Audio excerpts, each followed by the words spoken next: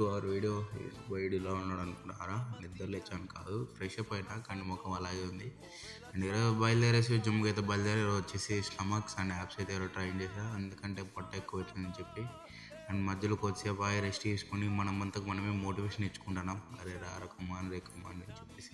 ఈరోజు ఫుల్గా అయితే స్టమక్ అయితే బాగా ప్రెషర్ పడేటట్టు ఎక్సర్సైజ్ అయితే చేసాం, యాప్స్ రావాలని చెప్పేసి. ఇక్కడ చూడండి మా సమీర్ అన్న పంచింగ్ బ్యాండ్ అయితే తొక్కు చేసేస్తున్నారు చూడండి.